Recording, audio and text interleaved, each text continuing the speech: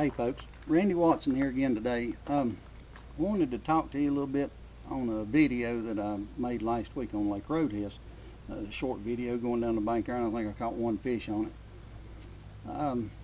First off, I've had people ask me over the years, why I didn't make an instructional video. Well, I don't feel like I'm really good at talking to people.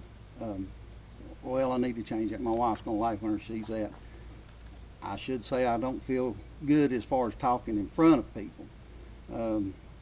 Me and her can go in a store somewhere and run into somebody that I know, and I'll get to talking, of course, and she'll just go on and do her shopping and everything. 15-20 minutes, she'll come back by.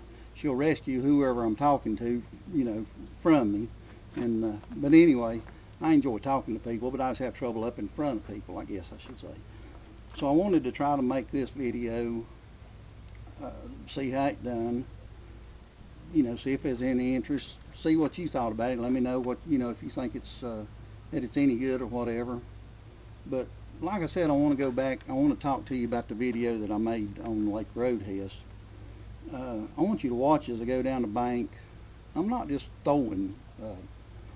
I've got things that I'm looking for to throw at and all. And I'm going to show the video again here during this. And I want you to look at it and sort of see what I'm talking about as I go down the bank.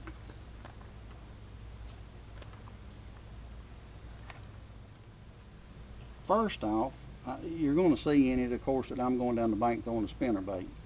Spinnerbait's one of my favorite things to throw. That don't mean that that's what I throw all the time, but springtime, just like now, late summer and everything, the fish are starting to move up in school just a little bit or whatever, and you can really get on some good fish on spinnerbaits. The ones I throw 100% of the time is my own spinnerbait that I make now. I sort of started working on this several years ago when I was tournament fishing and everything. I used a friend of mine's spinnerbait that he handmade them and done my modifications to them. And to me, and I know everybody says their spinnerbait's the best spinnerbait out there. Well, I really believe mine is. I think mine will outfish any other spinnerbait. But we've tested them. We've been from here, Lake Okeechobee, Texoma, Texas, a lot of different places in just fishing and in tournaments. We fished a tournament on Lake Wiley here one year, a BASS tournament, and the happened at the meeting the night before the tournament started, pairing meeting. I was a boater, of course, and mine and another gentleman's boaters, non-boaters I should say, never showed up. Well, we got paired together. They couldn't let us go out fishing by ourselves because it was unfair to the other participants, contestants. So they paired us. My respect for him, I told him we'd take his boat. I'd fish out of the back of the boat as a co-angler. Anyway, the first day, I don't know, probably 10, 11 o'clock, I had a limit in the boat out of the back of the boat. He was on the front of the boat, never had a fish. I kept telling him, I said, use one of those spinnerbaits. And no, he said, I'm not, he said, I can catch fish on spinnerbaits that I got. Well, he kept on. And there again, at that time, it was a spinnerbait that a friend of mine was making, and I was just doing my modifications to them. Well, anyway, probably 12 o'clock, 1 o'clock, he turned around, he said, give me one of those spinnerbaits. I said, I'm fixing a spinnerbait. Anyway, the end of the day, we both had a limit. Next day we went out, both of us come in again with the limit. I finished 15th in the tournament, and he told them that they stopped me from winning that tournament by putting me in the back of the boat. I don't know if that had anything to do with it or not. I'd love to have won the tournament, but what I'm trying to say is this spinnerbait was catching them out of the back of the boat.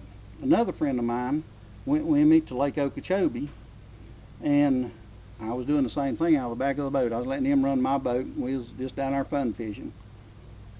And I ended up, fixing him a spinnerbait, and he started catching fish. I had one, I think, 6 pounds and something.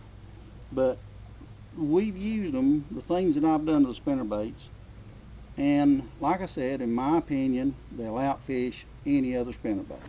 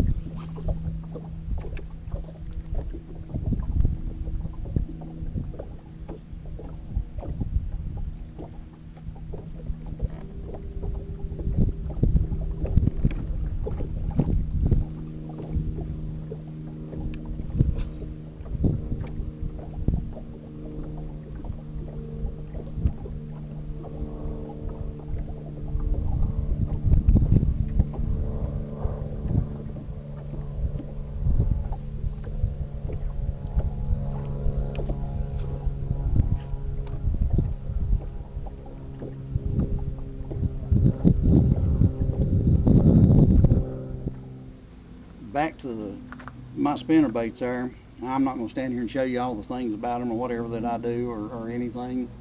If you see me out on the lake or see me, you know, and I might show you what I do to them. May give you a spinner bait if I've got one, you know, some extra ones in the boat.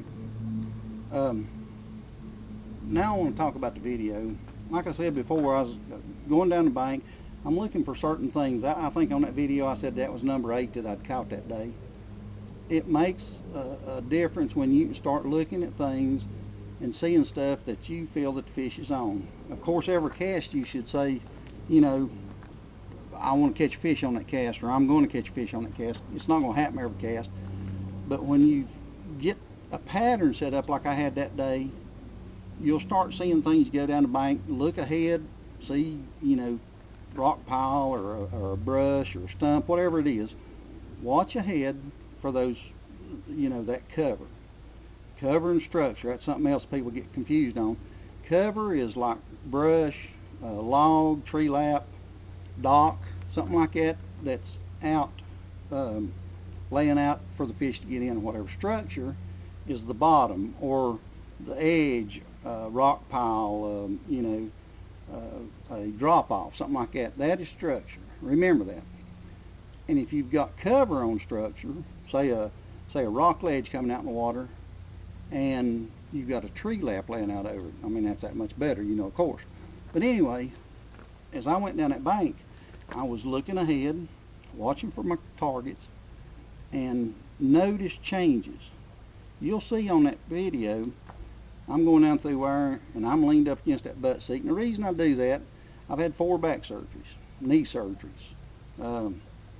I have to have that butt seat to prop up against. But you watch as I go down that bank and I'm throwing and casting and reeling, and you'll notice also that I'm throwing up out of the bank, I don't know, 15, 20 foot, I don't know. And I'm reeling about halfway out working that bait, and then I reel it on in and throw again. But you watch, right before I catch that fish, I step up off of that butt seat. Step up to the front of the boat and I make that cast. I'm prepared because I know if there's a fish right there anywhere, he's on that, where I'm making that cast, on that cover right there, that structure. But you watch, I get up there and I get prepared, hook that fish, and you know, that's what I'm saying in setting a pattern or whatever, or looking ahead, watching the cover and everything.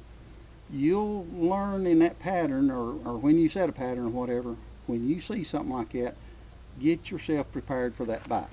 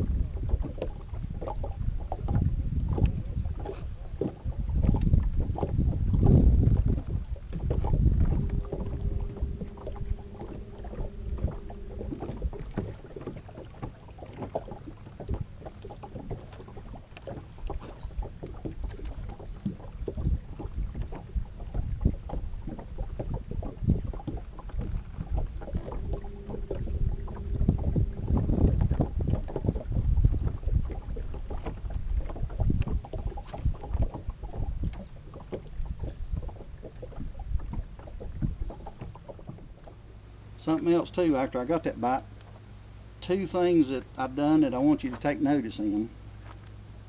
I hooked that fish and I went to reeling. I wanted to pull that fish away from that bank. I also turned the boat out more toward open water. There's a reason for that. I wanted to pull that fish out there. If there's more than one fish on that, I didn't want to pull all of them out. I wanted to get that fish out there away from them. Turn the boat out in open water where I had room to work that fish. When I hooked it, I didn't know if it was, a 4-pound fish or whatever. It turned out, I think, about a 2-pound fish. But I got that boat out in open water to where I could work that fish, get it ready to either net or, as you seen in the video, swing it in the boat. When I seen it was about, 2-pound fish, whatever, swing it up in the boat or whatever.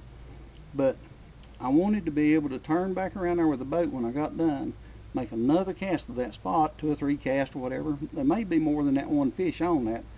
Keep that in mind. I always be prepared for there to be more than one fish on something like that when you've got that pattern going.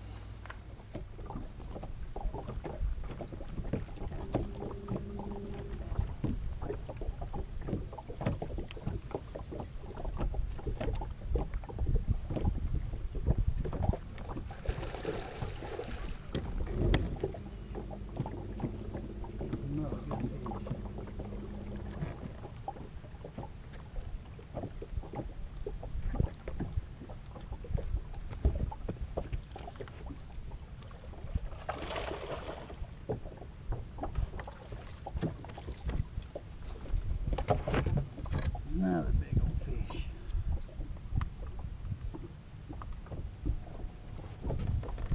That's number 8 right there for today. Ain't been but one that's undersized. I'm gonna pick his spinnerbait back up just a second and talk to you about something. It's getting hot out here. The sun's broke back through. Keep your baits true, and that mainly goes for spinner baits or crankbaits, whatever. Jig, you can be the same thing in a jig or a worm, either one too. Jig with your trailer, make sure you got your trailer on there straight. A worm, make sure you got that worm to where it's not twisting and turning whenever you're reeling it or jumping it along. But the main thing is with a spinner bait and a crankbait. Keep those baits true. If you're throwing that spinner bait out there and it's pulling in and it's laid up on its side, don't keep throwing that bait. Reel that bait in. Learn how to true the bait, and I'm not going to go into that, but learn how to bend that wire and get that bait true. You want that bait stood straight up, blades on top, coming straight at you. Same thing with a crankbait. You don't want it laying off to the side and running off over to the side or something, left or right or whatever. Tune on that crankbait, get it coming straight at you. It will dive better. You'll get better action out of it. In nature, everything is perfect. And I don't mean that things don't die or whatever. You have injured minnows and stuff, but nature, everything is created perfect. You want that fish, when you make that cast, you want that bait to look as natural and true as you can make it. So keep them baits true. That's what I mean by that. Make them look as natural as you can. You want that bait to go in front of a fish. You want that fish to think that it's real to get that bite. Not for that fish to sit there and look and say, well, that's something I don't know what, But keep your baits true. It'll put extra fish in the boat for you. I'm going to lay everything down here just a minute and not have something up here fumbling in my hands. I want to talk to you something to me is very serious.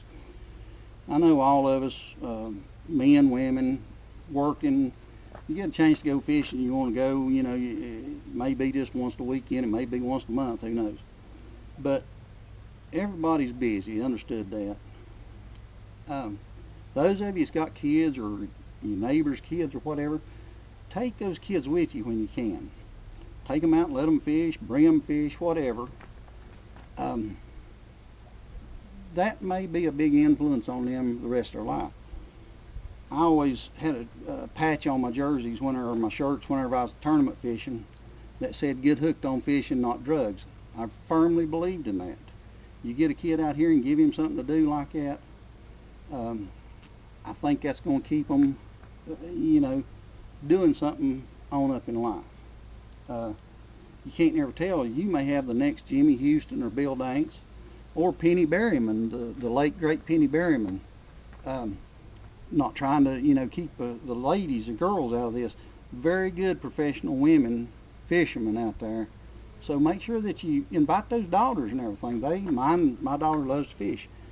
They may really turn out to something other later on that you don't realize, you don't see coming or whatever. But take those kids fishing. In their adult life, they may never pick another rod and reel up. But I guarantee you, the rest of their life, they'll remember those moments. I want to thank you for watching this. Like I said at the start of it, if you like it, let me know. You know, if you think I might want to see an instructional video or something, maybe get just crankbait out and have some talk about it or whatever. But let me know one way or another where you think, you know, yeah, don't turn that camera on again or whatever. But I appreciate you watching it, and hope to see you out on the water.